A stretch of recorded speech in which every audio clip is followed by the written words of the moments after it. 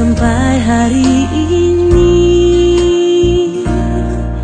Oleh karena kebaikan Tuhan, janji-Mu terjadi bagiku. Ku sembah Kau Tuhan, ku mengangkat tanganku. Selamanya Kau ajaib bagiku. Ku sembah Kau Tuhan, ku mengangkat wajahku. Selamanya Kau hebat bagiku.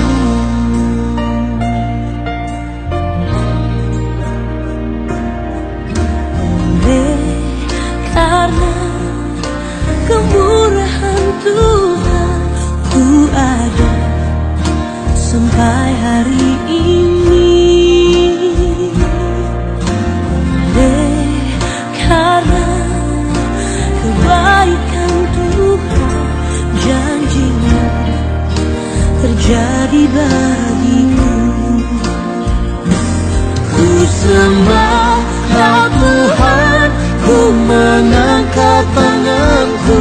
Selamanya Kau ajaib bagiku. Ku sembah Kau Tuhan, ku mengangkat wajahku. Selamanya Kau hebat bagiku. Ku sembah Kau Tuhan, ku mengangkat tanganku. Selamanya Kau ajaib bagiku. Ku sembah Kau Tuhan, ku mengangkat wajahku. Selamanya Kau hebat bagiku. Ku sembah Kau Tuhan, ku mengangkat tanganku. Selamanya Kau ajaib bagiku. Ku sembah Kau Tuhan, ku mengangkat wajahku. Selamanya Kau hebat bagiku. Selamanya Kau hebat bagiku. Selamanya Kau hebat bagiku.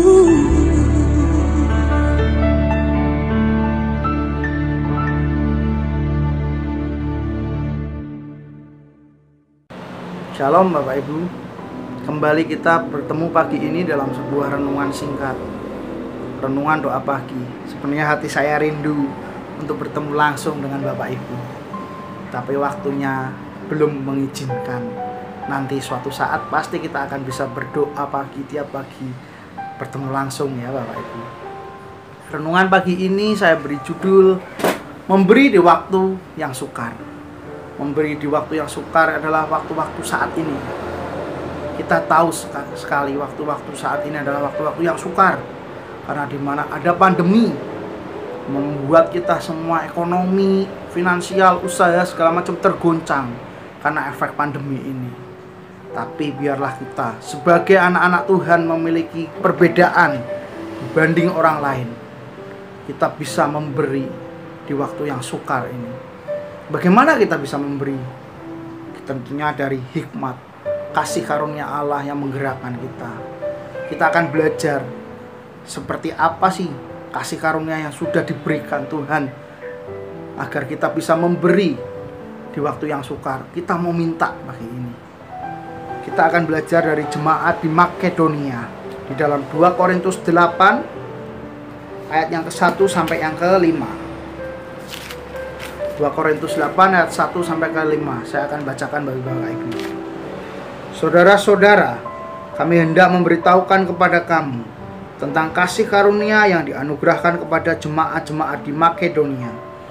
Selagi dicobai dengan berat dalam berbagai penderitaan, sukacita mereka meluap, dan meskipun mereka sangat miskin, namun mereka sangat kaya dalam kemurahan.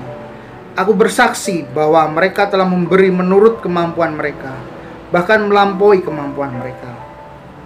Dengan kerelaan sendiri mereka meminta dan mendesak kami, supaya mereka juga beroleh kasih karunia untuk mengambil bagian dalam pelayanan kepada orang-orang kudus. Mereka memberikan lebih daripada yang kami harapkan. Mereka memberikan diri mereka pertama-tama kepada Allah, kemudian oleh karena kehendak Allah juga kepada kami. Amin. Jemaat Makedonia ini dikatakan jemaat apa? Dicobai, menderita. Bahkan Paulus mengatakan miskin, tapi mereka mau terlibat dalam pekerjaan Tuhan, di dalam pelayanan kasih. Kenapa mereka bisa demikian? Karena dikasih karunia Tuhan yang menaungi mereka, yang memberikan hati mereka 3 hal. Kita akan belajar sama-sama. Tuhan memberikan hati yang tulus kepada jemaat Makedonia. Yang pertama adalah hati yang tulus. Kita akan minta sama Tuhan hati yang tulus pagi ini. Di dalam 2 Korintus 8 ayat 2. 2 Korintus 8 ayat yang kedua. Selagi dicobai dengan berat dan berbagai penderitaan, sukacita mereka meluat, dan meskipun mereka sangat miskin, namun mereka kaya akan dalam kemurahan. Kaya dalam kemurahan dalam bahasa aslinya adalah haplotes. Haplotes dalam bahasa aslinya, yang artinya adalah penuh dengan ketulusan. Dalam kurung, kalau kita lihat kamusnya Alkitab, tulus tanpa motivasi pribadi. Nah, tulus tanpa motivasi pribadi. Seringkali sebagai orang percaya kita memberi nggak tulus ya, jujur Bapak Ibu, karena kita kenal, karena dia baik sama kita, atau karena orang itu pernah melayani kita. Kalau kita memberi kepada hamba Tuhan, seringkali ada motivasi pribadi, ada pesan sponsor. Tapi berbeda dengan jemaat Makedonia. Mereka penuh dengan ketulusan, hati mereka tulus memberi, karena Tuhan yang memberikan hati itu. Kita minta pagi ini Bapak Ibu, memberi ketulusan, memberi tulus. Nggak kenal loh jemaat di Makedonia itu, nggak. Mungkin ada yang tahu 1-2, tapi nggak kenal, nggak pernah serawungan kalau bahasa Jawa kita ngomong ya. Nggak pernah bertemu, nggak pernah bersekutu seperti kita dulu ya di doa pagi. Nggak kenal. Tapi mereka mau terlibat di jemaat Yerusalem pada waktu itu. Karena kita, kalau Bapak Ibu mau tahu, mau belajar, di waktu masa-masa itu, di dalam masa Paulus melayani, itu juga masa pemerintahan Raja Nero, Kaisar Nero. Itu sangat kejam sekali Bapak Ibu, menganiaya jemaat-jemaat di Yerusalem yang percaya Yesus, bahkan membakar Yerusalem yang dikatakanlah itu gara-gara orang Kristen. Dan kehidupan jemaat Kristen di Yerusalem itu benar-benar menderita, terdesak. Dan hati mereka, jemaat Makedonia, tergerak untuk membantu. Dan Tuhan memberi ketulusan kepada mereka.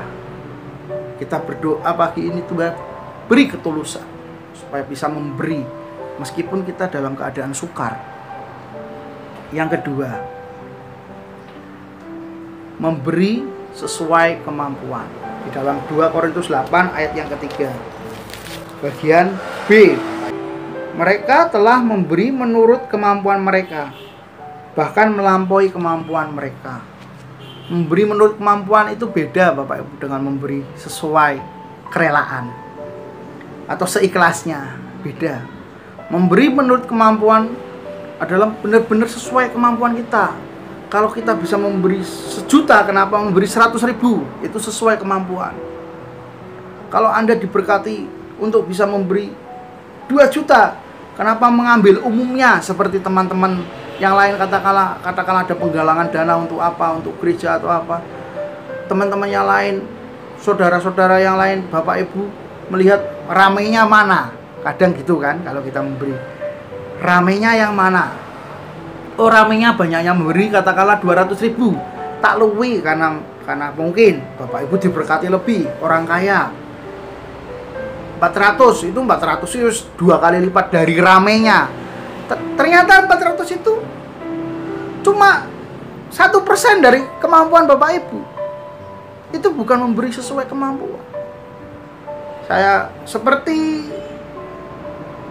janda yang memberi persembahan 2 peser perak, 2 peser uang, dibanding dengan Farisi yang memberi dengan koin perak. Tapi Yesus katakan apa?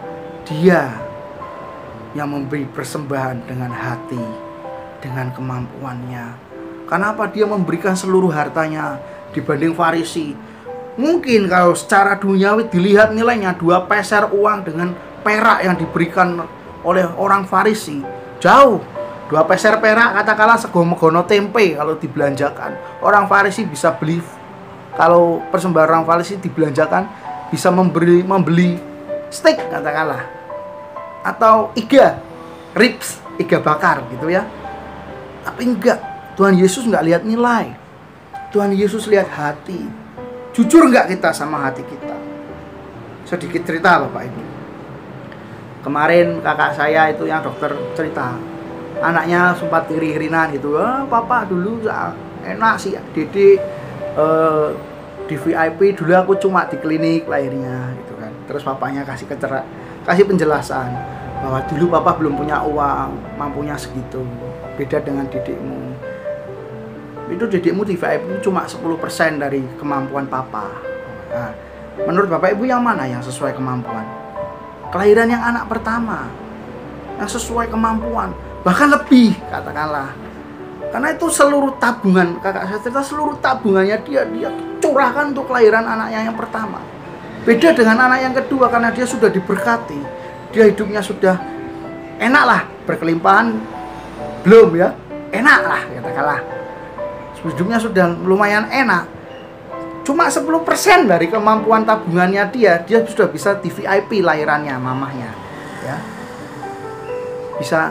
Tapi kalau dilihat dari kemampuan, anak yang pertama lah yang berharga katakanlah. Ya sama-sama berharga. Katakanlah kalau itu persembahan untuk Tuhan. Kejadian kelahiran anak yang pertama lah yang memberikan seluruhnya. Seperti janda yang memberikan persembahan 2 peser uang kepada bait suci dibanding dengan Farisi yang memberikan perak. Dia lebih berharga karena jujur pada diri sendiri, memberi dengan kemampuan. Jika Bapak Ibu sekarang digerakkan hatinya untuk memberi, katakanlah ini ada penggalangan dana untuk bakti sosial sekolah minggu, anak-anak sekolah minggu tergerak untuk membantu. Bantulah sesuai kemampuan loh, jangan sesuai ramenya. Jangan lihat ramenya berapa ya. Oh tak kasihkan 2 kali lipat aja, saya sudah 2 kali lipat dari ramenya. Kalau Bapak Ibu bisa menyumbang lebih, memberikan lebih sesuai kemampuan, bahkan lebih. Dalam 2 Korintus 8 ayat ketiga ini katakanlah, kenapa nggak dilakukan? Minta hati yang seperti itu kepada Tuhan. Yang ketiga Bapak Ibu, memberi dengan ketundukan. 2 Korintus 8 ayat yang kelima. Memberi dengan ketundukan. Tunduk ya, perintahkan tunduk. Mereka memberi lebih banyak daripada yang kami harapkan. Mereka memberi diri mereka pertama-tama kepada Allah, kemudian oleh karena kehendak Allah juga kepada kami. Oleh karena kehendak Allah. Jadi mereka tahu memberi itu bukan untuk Paulus kok, bukan untuk yang melayani segala macam. Mereka tunduk karena kehendak Allah. Luar biasa. Dan Allah itu melihat ketundukan kita, bukan nilainya. Oh aku iso ngisi isin dengan yang lain, padahal aku digerakkan. Tapi Tuhan lihat, tunduk enggak kamu? Sedikit cerita dan pengakuan dosa kepada Pak David dan Bu Grace ya. Dulu waktu ada pembangunan gereja Bethel Maranatha di Bandar, hati saya digerakkan Tuhan untuk menyumbang. Dan waktu itu saya sudah berjanji pada diri saya, karena saya punya burung, waktu itu lovebird ya, burung lovebird masih mahal-mahalnya. Saya ternak lovebird kan. Ini burung nggak mana-mana Bapak Ibu. Yang lainnya udah beranak pinak berapa kali, ini nggak mana-mana. Saya janji gini, burung, nek kowe mana anakmu yang sulung tak jual, tak serahkan pada gereja pembangunan bandar. Dan beneran Bapak Ibu, ngendok beranak. Tapi dalam proses berjalannya, beranak mana 3 ya. Bukan masalah nilainya Bapak Ibu. Burung yang sulung ini yang sudah saya janjikan untuk persembahan gereja bandar, itu jinaknya pol sama saya. Dan saya seneng diceteki gini jalan nemplok. Dan saya mulai berpikir matematika, hitung-hitungan sama Tuhan. Tuhan, ini yang sulung, yang jinak sama aku, tak ambil buat saya. Tak ganti adiknya 2 loh, tidak cuma 1. Dan nilainya lebih gede, nah tak jual. Ternyata Tuhan nggak mau Bapak Ibu. Tuhan mau lihat ketundukan kita. Kamu sudah berjanji memberikan yang sulung, kamu tunduk enggak? Menepati janjimu enggak? Dan benar Bapak Ibu, waktu saya buat mainan karena rumah saya di pinggir jalan, katut kebawa truk Bapak Ibu, hilang burungnya. Dan yang kedua, oke lah, tetap saya akan sumbang gereja bandar kok. Mungkin Tuhan marah gitu kan. Yang 2 adiknya, kalau dihitung nilainya tuh lebih mahal dari yang hilang. Mati Bapak Ibu, tiba-tiba kena penyakit, nggak tahu kenapa radang itu mati. Dan sejak itu saya bertobat Bapak Ibu. Ternyata dalam memberi Tuhan nggak lihat nilai, tapi Tuhan lihat apa? Ketundukan kita, termasuk perpuluhan. Perpuluhan itu nggak usah mikir buat nanti dinyenengin gembala, nyenengin sinode, nyilengin bla bla bla. Enggak. Tuhan lihat apa yang diperintahkan pimpinanmu, apa yang diperintahkan Alkitab, kamu tunduk. Enggak. Kita akan belajar sama-sama dalam memberi. Miliki 3 hati ini, minta sama Tuhan. Pertama, tulus tanpa motivasi pribadi. Yang kedua, sesuai kemampuan, jangan bohong. Jangan membohongi diri, mampunya lebih, kenapa nggak lebih. Yang ketiga, tunduk akan perintah Tuhan. Tuhan kadang memerintahkan kita untuk memberi, kitanya yang nggak mau.